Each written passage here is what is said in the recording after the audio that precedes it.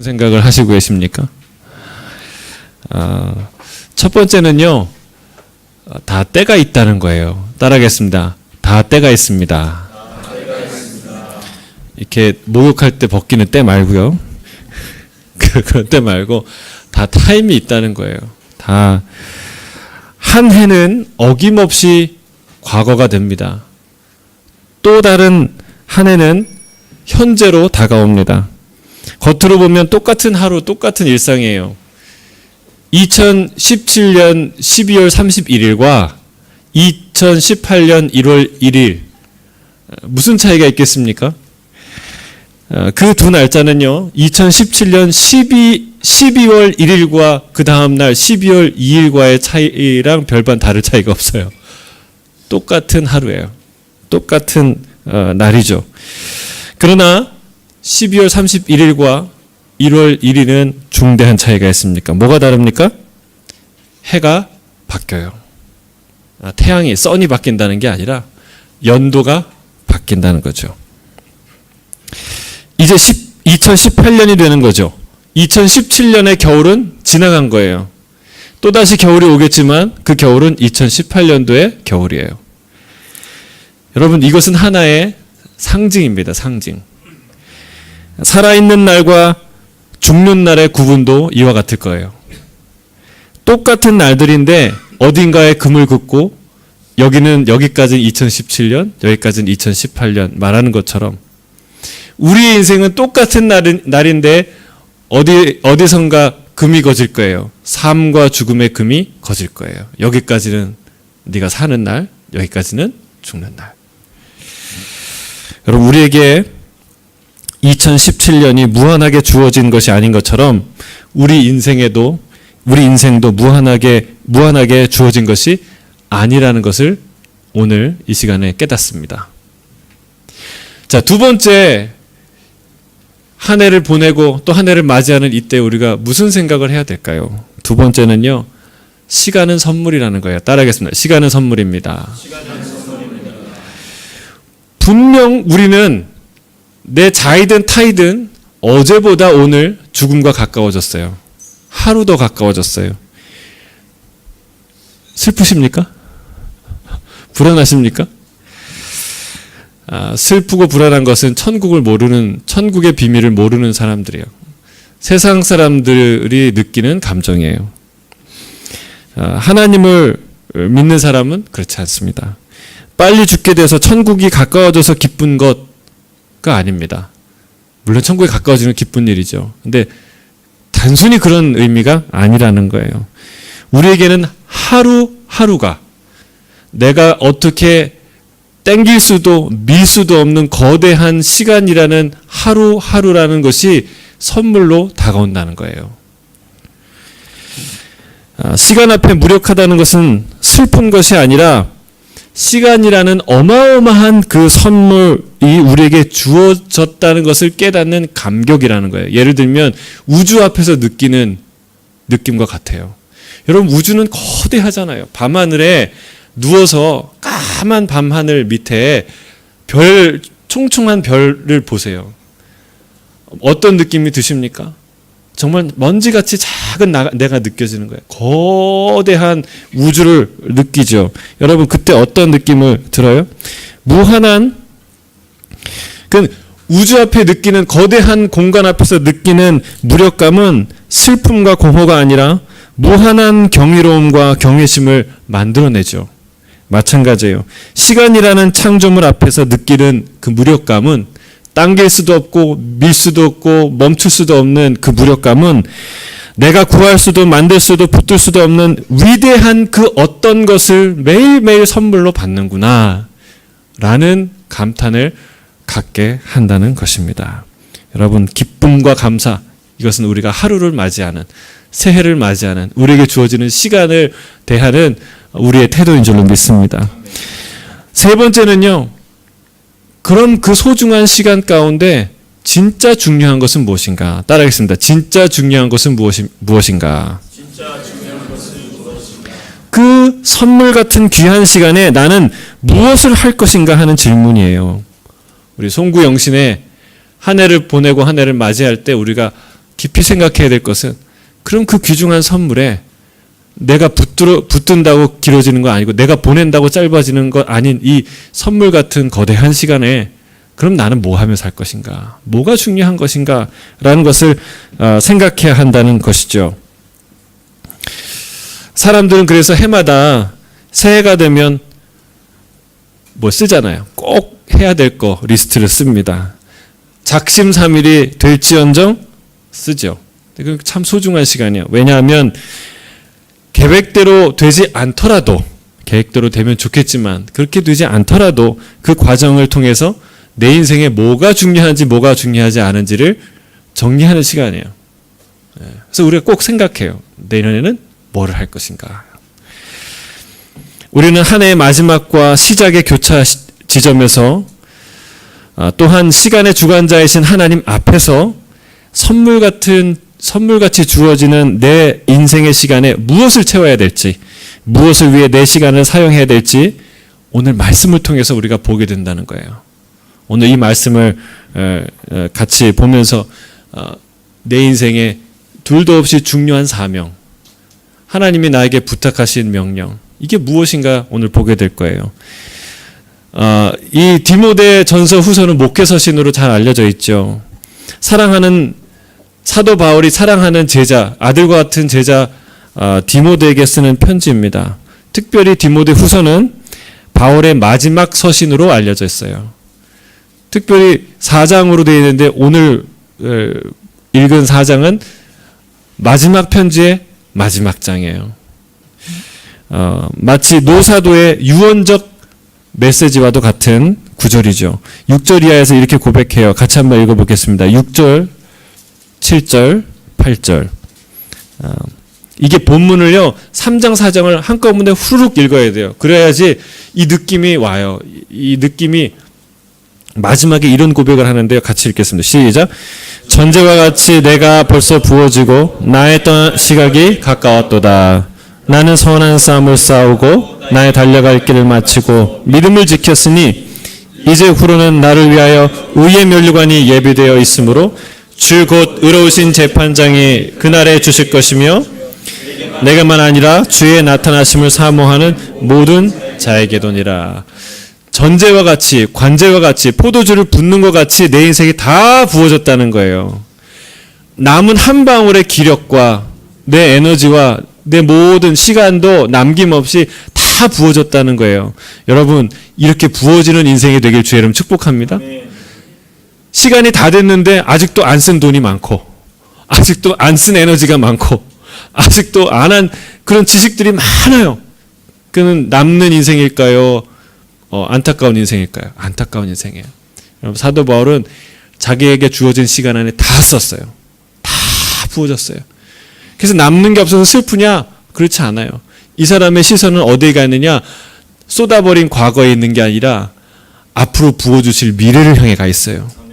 이제 곧 그분이 나에게 생명의 면류관을 주신다는 거예요. 할렐루야. 그거를 바라보는 노사도가 내 인생을 달려온 그 후회 없이 달려온 그 모든 인생을 두고 돌아보면서 사랑하는 애제자에게 간곡하게 한마디를 부탁하는 거예요. 그 말씀은, 그 내용은 무엇입니까? 너는 말씀을 전파하라. 따라하겠습니다. 너는 말씀을 전파하라. 너는 말씀을 전파하라. 이게 마지막으로 사도 바울이 디모데에게 사랑하는 제자에게 남긴 말씀이에요. 유언이에요. 부탁이에요. 명령이에요. 근데요,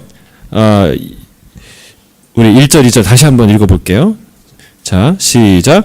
하나님 앞과 살아있는 자와 죽은 자를 심판하실 그리스도 예수 앞에서 그가 나타나실 것과 그의 나라를 두고 엄히 명하노니 너는 말씀을 전파하라. 때를 얻든지 못 얻든지 항상 힘쓰라. 범사의 오래 참음과 가르침으로 경책하며 경계하며 권하라. 자, 목회 서신이니까 목회자가 목회자에게 쓰는 편지다 이렇게 생각을 했어요. 저도 이 부분을 읽으면서.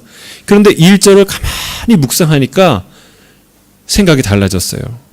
이 1절에 어마어마한 비중을 두고 명령하는 상황인 것을 알 수 있어요.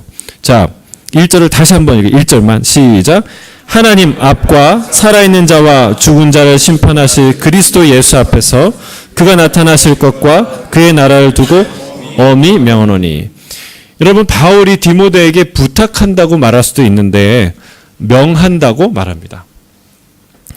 부탁과 명령의 차이는 매우 다르죠. 부탁하는 것은요, 하면 좋고 안 해도 뭐라고 할 수 없는 거예요. 그게 부탁이에요. 근데 명령은 무엇입니까? 꼭 해야 되고 안 하면 책임을 물어야 되는 그 어떤 것이에요. 그게 명령이에요. 사랑하는 제자에게 부탁한다고 얘기할 수 있어요. 충분히. 그래도 그건 비중 있는 유언이기 때문에 아주 중요한 의미를 갖고 있어요. 근데 부탁한다가 아니라 명령한다고 얘기하고 있습니다. 근데 그냥 명령한다고 얘기할 수도 있는데 거기 앞에 뭐가 붙냐면 엄히 명한다고 말하고 있어요. 여러분, 이 엄한 명령은 얼마나 엄한지 1절의 그 수식어들을 보면 알 수 있습니다. 첫째는요, 누구 앞에서 명한다고 얘기합니까? 하나님 앞에서 명한다. 여러분, 하나님께서 보고 계시는 앞에서 명령한다는 거예요. 이 명령을 들은 너의 실천, 그 모든 것에 대해서 그분이 듣고 그분이 판단하실 것이다 라는 거예요. 이 말은 다른 말로 무슨 얘기냐면 이 명령은 내 명령이 아니라 하나님의 명령이다 라는 뜻입니다. 여러분, 내가 내 개인으로는 얼마든지 내 생각을 얘기할 수도 있죠. 강하게도 약하게든 무슨 얘기든 할 수 있어요. 그런데 하나님 앞에서는 달라요. 하나님 앞에서 내 생각을 명령할 수는 없어요. 그렇지 않습니까? 하나님 앞에서 하나님의 뜻을 명해야 하는 거예요. 그러니까 이 말은요, 하나님이 디모데에게 하시는 명령이에요. 내가 하나님 앞에서 엄히 명한다. 근데 하나님 앞에서 끝나지 않고요, 한 분을 더 추가합니다. 누구예요? 예수 그리스도. 그리스도 예수예요. 하나님 앞에서 엄히 명한다는 것도 보통 엄격한 얘기가 아닌데 또 예수님을 붙이죠. 근데 이 예수님 앞에 또 수식어가 있어요. 어떤 수식어예요? 살아있는 자와 죽은 자를 심판하실 그리스도 예수. 여러분, 우리 예수님은요, 심판의 종결자세요. 모든 살아있는 사람들 뿐만이 아니라 죽은 사람들, 앞으로 살아있을 것이지만 또 죽을 사람들, 그 모든 사람을 심판하실 분이 누구예요? 예수 그리스도예요. 그 위대하신 심판주 앞에서 내가 엄히 명한다는 거예요. 여러분, 강도가 좀 느껴지십니까? 제가 부담 드리려고 한 게 아니라 제가 너무 깜짝 놀란 말이에요. 이렇게 비중 있게 하는 말, 이렇게 중요한 말인가? 이렇게 중요한 말인가? 또 거기서 멈추지 않고요. 또 거기까지만 해도 어마어마한 강조인데요. 또 세 번째 뭐라고 얘기하냐면 그 예수님의 나타나실 것, 다시 오심이죠. 그리고 그의 나라, 천국이죠. 그러니까 예수님의 재림과 천국을 두고 내가 엄히 명한다라고 얘기하고 있어요. 여러분, 주님께서 다시 이 세상에 나타나실 때 그때는 주의 나라가 완전히 회복할 때죠. 천국이 이 땅에 완전히 임하는 때입니다. 이것은요, 모든 성도들이 갈망하는 거예요. 꿈꾸는 거예요. 이것 때문에 정말 심장이 뛰고, 이것 때문에 복음을 두고 땅끝까지 가고, 이것 때문에 순교하고, 이것 때문에 땀을 흘리는 이유가 바로 그의 나라와 예수 그리스도의 다시 오심이죠. 여러분, 사도 바울도 이 표대를 향해서 달려갔어요. 그가 땀을 쏟은 이유예요. 근데 그가 이 나라를 두고, 그의 다시 오심을 두고 엄히 명하는 거예요. 뭐라고 얘기합니까? 너는 말씀을 전파하라. 따라하겠습니다. 너는 말씀을 전파하라. 여러분, 잘 들으셔야 됩니다. 그 노사도가 이 사랑하는 디모데에게 주는 이 음성을 잘 들으셔야 돼요. 너는 말씀을 전파하라. 여러분, 한 선배 목사가 한 후배 목회자에게 주는 충고에 지나지 않을까요? 그렇지 않습니다. 여러분, 이 말씀은요, 교회가 교회되게 하는 핵심, 너의 사역이, 너의 공동체가 의미 있게 존재할 수 있는 핵심에 관한 이야기예요. 여러분 설령 100번 양보를 해서 이게 그냥 디모데에게 목회자로서 준 명령이라 할지라도 여러분 목회자에게 받은 사명과 비전이 성도들의 사명과 비전과 상관이 없나요? 여러분 목회자가 자나깨나 죽으나 사나 어떤 비전을 외치는데 성도들은 그거 듣기만 하나요? 그러실 거예요? 아니죠. 그거는 교회에 주신 사명이에요. 교회가 이 사명을 붙들고 가야 한다는 명령이죠. 준엄한 명령이죠. 때를 얻든지 못 얻든지 하라는 거예요. 목회자는 성도들에게 말씀을 전하고, 여러분 순장은 순원들에게 말씀을 전하고, 부모는 자녀에게 말씀을 전파하고, 전파하는 거예요. 여러분 부모님들 말씀을 자녀들에게 전파하고 계십니까? 전파는 목사님들이 하는, 이게 아니라는 거예요. 온 교회가. 성도는 세상을 향해서 말씀을 전파하고 계속해서 말씀이 전파되는 것. 여러분 이게 하나님이 꿈꾸시는 그림이라는 거예요. 여기에 목숨 걸라는 거예요. 이게 중요하다는 거예요.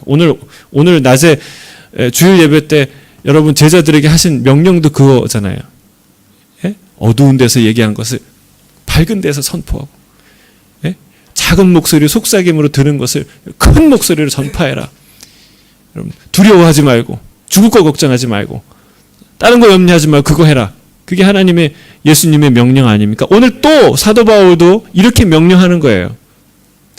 이게 하나님의 비전과 뜻이라는 거예요. 근데 왜 그러면 그게 그렇게 중요하냐? 여러분 이 말씀을 하기 위해서 디모데 후서 3장 초반부터 이 이야기를 끌어오기 시작해요. 여러분 거기서 무슨 얘기를 하냐면, 말세에 고통하는 때가 있을 텐데 그 고통하는 때 너를 붙들어주고 너의 그 내비게이션이 되고 너에게 힘이 되고 능력이 되는 강력한 능력이 바로 말씀이다. 이 얘기를 하는 거예요.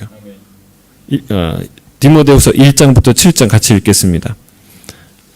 1절부터 7절까지 함께 읽어보겠습니다. 시작. 너는 이것을 알라. 말세에 고통하는 때가 이르러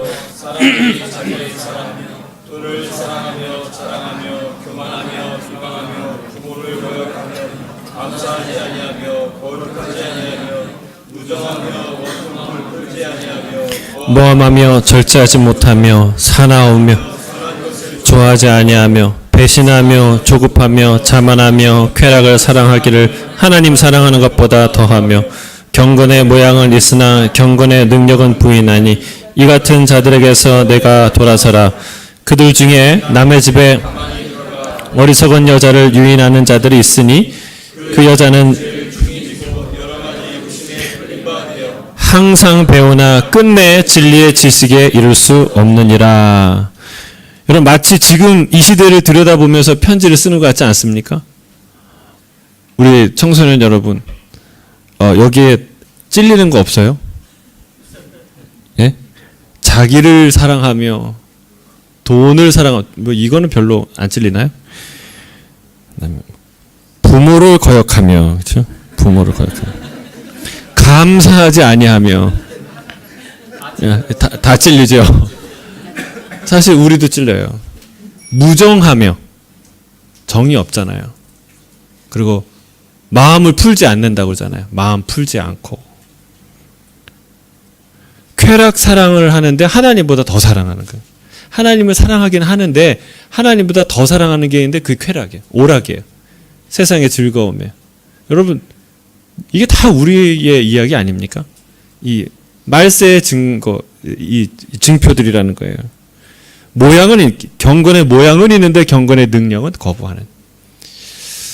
그렇잖아요. 우리가 10년, 20년 교회 다니면서 경건의 모양은 다 내는데 경건의 능력은 실제 우리 안에 거하지 않는.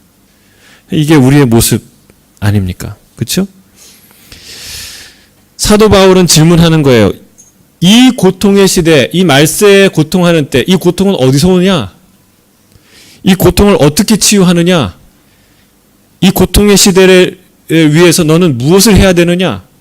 교회는 무엇을 해야 되느냐? 질문하고 있는 거예요.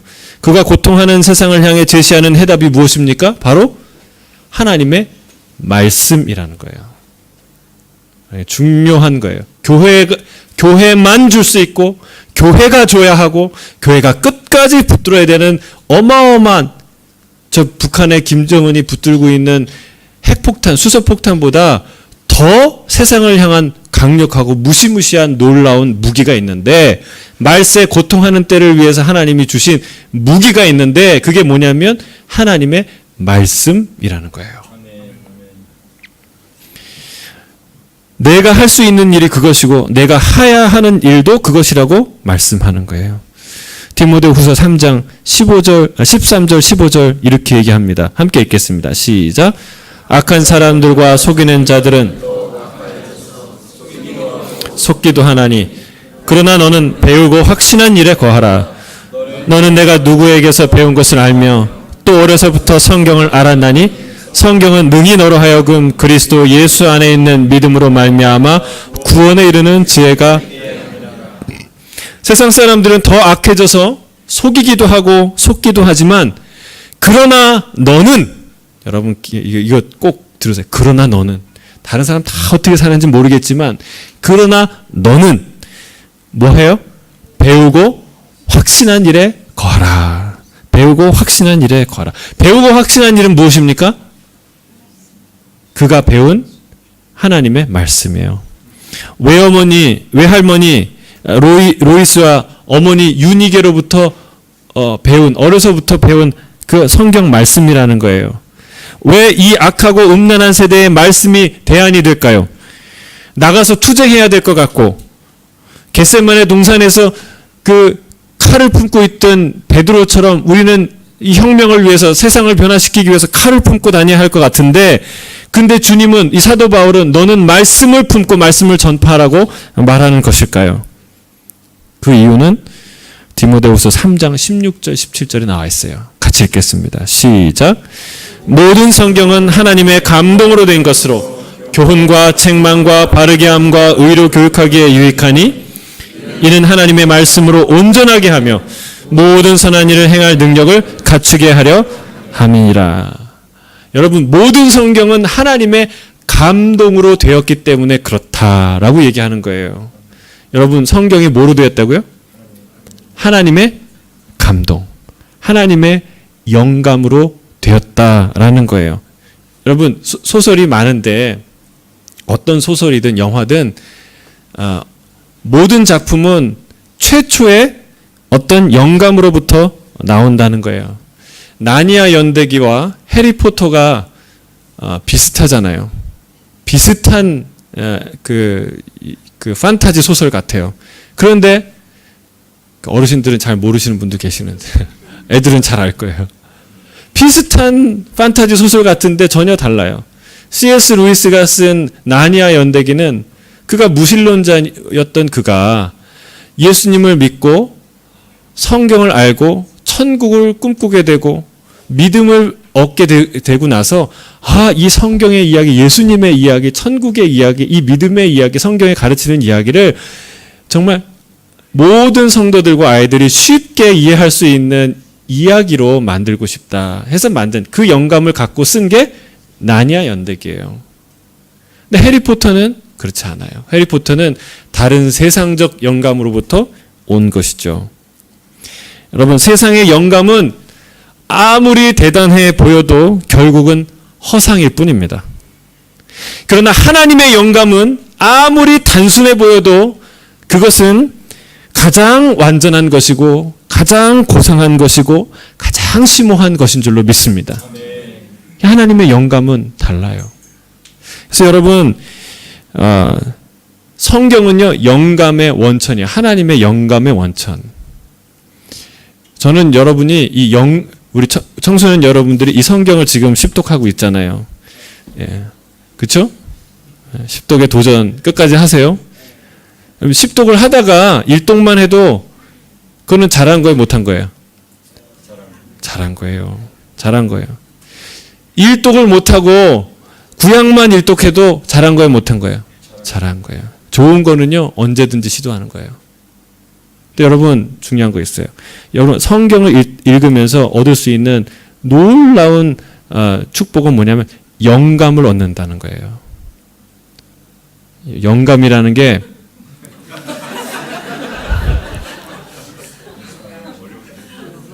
inspiration, 그렇죠?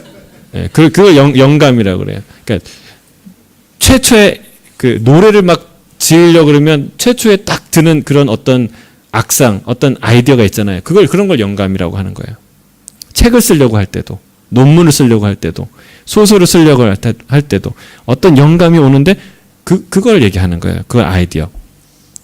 예, 에디슨이, 여러분, 발명왕 에디슨이 82세의 생일날 기자들이 이렇게 왔는데 그 생일 때 이런 인터뷰를 했대요.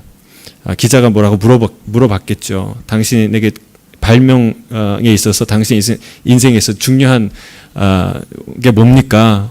뭐가 당신을 그렇게 훌륭한 발명가로 만듭니까? 얘기할 때 에디슨이 뭐라고 얘기했냐면 최초의 영감이 어떤 노력보다 중요합니다. 그 영감이 있어야 그 노력들이 의미가 있게 됩니다. 근데 사람들은 잘 그걸 모르고 노력만 합니다. 이 얘기를 해요. 그래서 이 기자가 이 얘기를 잘 알아들었는지 못 알아들었는지 가서 기사를 어떻게 쓰냐면 천재는 1%의 영감과 99%의 노력으로 이루어진다. 이렇게 쓴 거예요. 그래서 사람들이 이 얘기를 듣고 뭐라고 얘기하냐면 99% 노력하면 누구든지 천재가 되는구나. 이렇게 해석했다는 거예요. 근데 그렇지 않다는 거예요.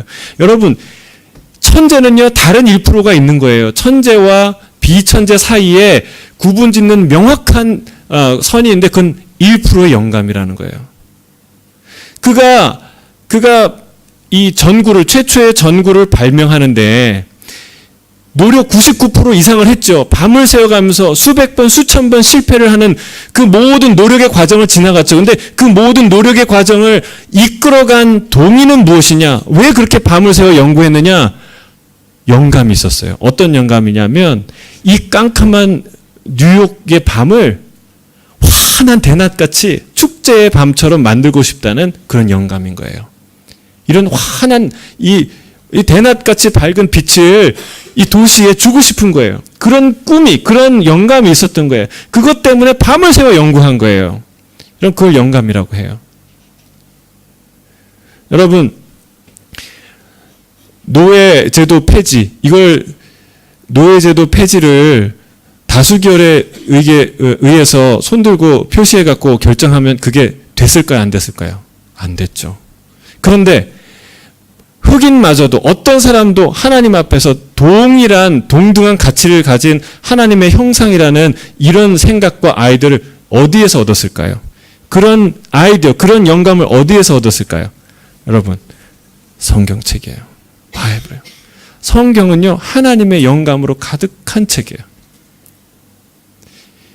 주님은 얘기하는 거예요. 말세에 고통하는 시대에 그 시대를 다시 새롭게 하고 그 사람들을 살리는 아주 중요한 하나님의 무기가 있는데 그건 하나님의 말씀이라는 거예요. 그래서 하나님의 감동으로 되었기 때문에 교훈과 책망과 바르게 함과 의로 교육하기에 유익하다는 거예요. 성경 말씀을 읽고 연구하고 묵상하고 암송하는 것처럼 유익한 교육은 세상에 없다는 거예요. 왜냐하면 성경이 우리를 가르치고 책망하고 바르게 하기 때문에 그렇다는 것이죠. 바울의 말대로 세상의 지식은 항상 배우나 끝내는 진리의 지식에 도달할 수 없는 게 세상의 지식이에요. 그러나 하나님의 말씀은 달라요. 왜냐하면 하나님의 말씀은 살아있거든요. 하나님의 말씀은 살아서 좌우에 날선 그 어떤 것보다도 예리하여 혼과 관절과 골수를 찔러 쪼갠다고 말씀하셨어요. 의사가 든 날카로운 메스처럼 우리 영혼 안에 숨겨있는 더러운 죄악의 암덩어리들을 낱낱이 드러내게 하는 것이 바로 하나님의 말씀이라는 거예요. 하나님의 말씀은 살아있다는 거예요. 여러분, 이 과정은요, 매우 인격적인 과정이에요. 이 성경이 가르치는 과정은. 이 과정은 고통스럽죠. 그러나 스스로 해내는 과정으로 느껴져요. 누군가 타인이요, 나에게 당신 이거 잘못했어, 저거 잘못했어, 너는 다 좋은데 그거 고쳐야 돼, 이렇게 얘기하면 그 사람은 기분 좋을까요? 다 좋은데 이게 들어올까요? 그거 다 좋은데 이걸 고쳐야 돼, 요거 하나 나빠, 그게 들어올까요? 딱 하나만 남는 거예요. 여러분, 함부로 충고하지 마시기를 충고드립니다. 관계만 흐트러져요. 관계만 깨져요. 그런데 성경이 가르치는 건 달라요. 성경이 내 안에 들어와서 스트럭을 하죠. 정말 나의 미련함과 나의 연약함과 나의 죄악이 드러나기 시작하죠. 아프죠. 그런데 중요한 게 있어요. 성경이, 이 하나님의 말씀이 내 안에서 암송할 때, 성경을 통독할 때, 성경을 연구할 때, 묵상할 때 막 야단을 치는데, 야단치는 게 아니라 스스로 깨닫는 것 같은 느낌이 드는 거예요. 내가 스스로 그것을 깨닫는 것 같은 느낌. 여러분, 그래서 그건 달라요. 누군가 그걸 엄마가 한다고 아빠가 한다고 하면요, 그건 고통스러운 일이에요. 근데 성령이 성경을 통해서 그 일을 하면요, 그건 굉장히 흥미로운 일이에요.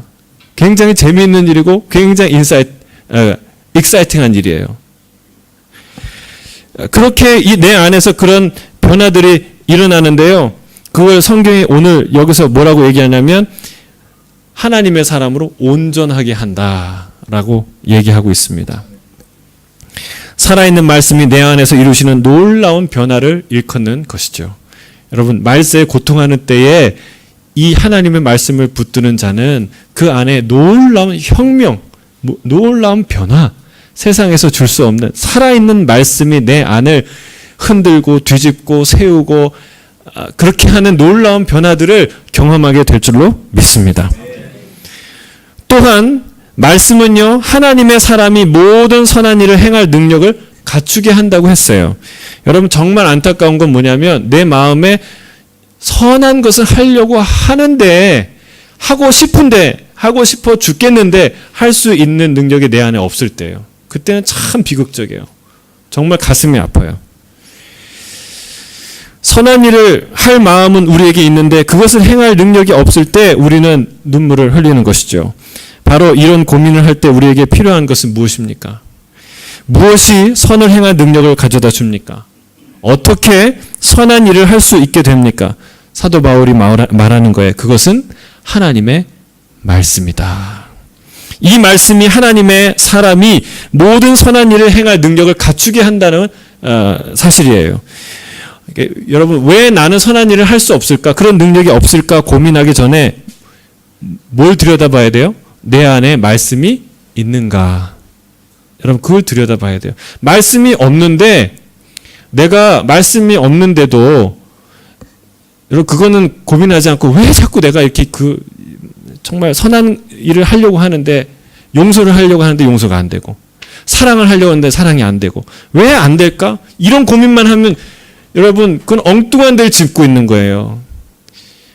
하나님의 사람으로 선한 일을 행할 수 있게끔 능력을 부여하시는 게 뭐라고요? 하나님의 말씀이라는 거예요. 그래서 우리 안에 말씀을 채우는 게 중요하다는 것이죠. 내가 외우고 또 외운 말씀, 읽고 또 읽은 말씀, 연구하고 또 연구한 말씀. 여러분, 그런 말씀이 내 안에 가득할 때, 그럴 때 그런 말씀들이 내 안에 충만해서 돌아다닐 때 어떤 일이 일어나냐면 말씀의 생태계가 생겨요. 커다란 숲이 생겨요. 그 숲에서 물이 흐르는 거예요. 넘쳐 흐르는 거예요. 예전에 하지 못했던 용서를 하게 돼요. 흘러나와요, 용서가. 예전에 내가 하지 못했던 사랑이 거기서 흘러나오는 거예요. 예전에 내 안에 없었던 헌신과 열정이 그 안에서 흘러나오는 거예요. 여러분, 그게 진짜예요. 그래서 내가 어떤 의도를 가지고 목적을 가지고 내가 예전에 없던 열정을 내보세요. 그 몇 년 가겠어요? 몇 개월 가겠어요? 여러분, 말씀의 숲에서 나오는 열정은 아무도 막을 수가 없어요. 내가 어떤 목적을 가지고 어떤 의도를 가지고 사랑해 보세요. 얼마나 가겠어요? 근데 이 하나님의 말씀이 충만해서 나오는 그 사랑은 아무도 막을 수가 없는 거예요. 주님은 하나님의 감동으로 한 인격을 온전히 변화시키고 선한 일을 할 능력을 부어주는 이 말씀이 전파돼야 된다고 말씀하고 있는 거예요. 예루살렘으로부터 사마리아와 땅끝까지 말씀이 전파되고 흥황되는 것, 그것을 보여주는 게 바로 사도행전이라는 것이죠. 11시 59분입니다. 이제 2017년이 지나고 2018년이 오고 있어요. 자, 우리 나오면은 같이 카운트다운 한번 할까요?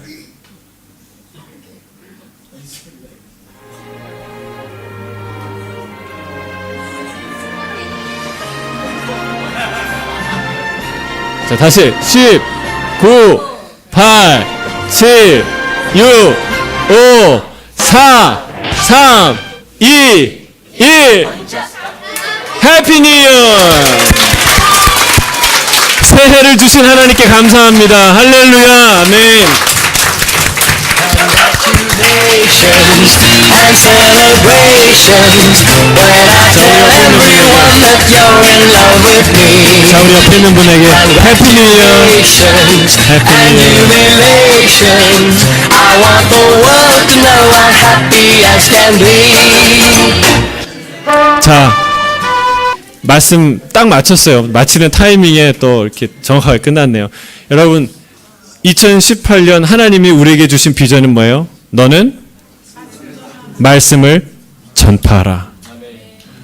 목사가 성도에게, 순장이 순원에게, 성도가 성도에게, 헌신자가 새신자에게,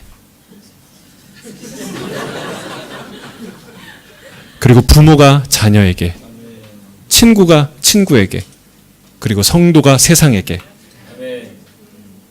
여러분, 이것이 2018년 하나님이 우리에게 주신 사명이고 비전이고 꿈인 줄 믿습니다. 말세에 고통하는 때에 우리에게 주신 사명이고 우리에게 주신 무기이고 우리에게 주신 축복인 줄로 믿습니다. 그래서 여러분, 부모님들 그리고 성도님들, 우리가 어떤 직분 생각하기 전에, 어떤 제도 생각하기 전에, 그 어떤 거 생각하기 전에 2018년에는 내가 말씀을 붙들리라 각오하시길 바랍니다. 여러분, 우리가 이것을 붙들면요, 여러분, 이 말씀에서 권위가 나와요. 여러분, 다른 데서 권위가 나오지 않아요. 신앙의 연수에서 나오지 않아요. 나이에서 나오는 거 아니에요. 나이가 어리더라도 여러분, 말씀 충만한 그 청년의 이야기는요, 파워가 있고 권위가 있어요. 예수님께서 그런 걸 느꼈잖아요. 예수님이 30살 청년인데요, 어떤 서기관에서 느끼지 못했던 그 권위를 느꼈다는 거 아니에요. 여러분, 부모의 권위는 어디서 올까요? 말씀에서 와요. 하나님의 말씀을 붙들은 부모는요, 권위가 세워지게 돼 있어요. 순장의 권위는 어디서 올까요? 말씀에서 와요. 장로님과 권사님의 권위는 어디서 올까요? 말씀에서 와요. 여러분, 다시 한번, 우리가 여러분 경륜에서 나오지 않아요. 하나님 말씀, 하나님 안에 친밀하게 깊이 들어가서 하나님의 속뜻을 아는 사람, 왕의 메시지를 갖고 있는 사람이 왕의 메신저가 되는 거예요. 그게 권위예요. 하늘에서 내려오는 권위예요. 저는 여러분, 이 권위가 회복되면 가정도 회복될 줄로 믿습니다. 관계가 회복될 줄로 믿습니다. 우리가 정말 이 시드니 땅에 심겨진 정말 선물 같은 공동체가 될 줄 믿습니다. 어떻게 할 때? 말씀을 전파할 때. 그렇다고 이게 전도만 하라 이게 아니라, 여러분, 말씀 전파라는 건 뭐예요? 말씀을 가져야 전파죠. 그렇죠? 여러분, 말씀을 밖에 나가서 전파하는 것뿐만 아니라 내 자녀에게 전파하는, 여러분, 내가 내 자녀에게 전파하는 말씀이 있냐는 거예요. 내가 내 이웃에게, 성도에게 전파하는 그 말씀이 있냐는 거예요. 때를 얻든지 못 얻든지 항상 힘써서 하는 그 말씀 전파가 내게 있냐는 거예요. 여러분, 저와 여러분에게 가득한 그런 말씀 전파로 가득한 한 해가 되길 주의 이름으로 축복합니다. 우리의 할 일은 그것입니다. 우리는 통독과 큐티, 암송과 성경 공부, 말씀 집회와 예배에 집중하고자 합니다. 특별히 말씀으로 다음 세대를 일으키는 일에 힘을 쏟을 것입니다. 그동안 세상에 존재하지 않았던 한글학교, 암송으로 한글과 영성과 가정을 일으켜 세우는 오남성 말글학교 시작할 거예요. 우리 교회는 모든 성도가 통독하는 성도 교회, 큐티하는 순, 암송하는 부모, 그리고 선교하는 교회가 될 줄로 믿습니다. 여러분, 이것은 숨막히게 하는 것이 아니라 숨막히게 신나는 일이 될 거예요. 아멘이 안 나오시네요. 다시 한번 선포합니다.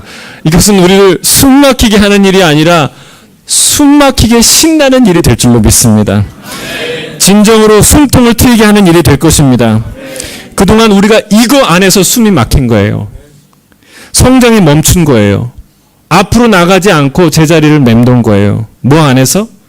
말씀을 붙들지 않으니까. 여러분, 밥을 먹지 않고는 성장할 수 없듯이 말씀을 붙들지 않고는 앞으로 나갈 수 없는 것이죠. 이것은 내 개인과 가정과 교회를 살리는 일뿐만이 아니라 온 세상을 살리는 놀라운 하나님의 명령이고 우리의 사명이 될 줄로 믿습니다. 우리 이 찬양을 했으면 좋겠는데.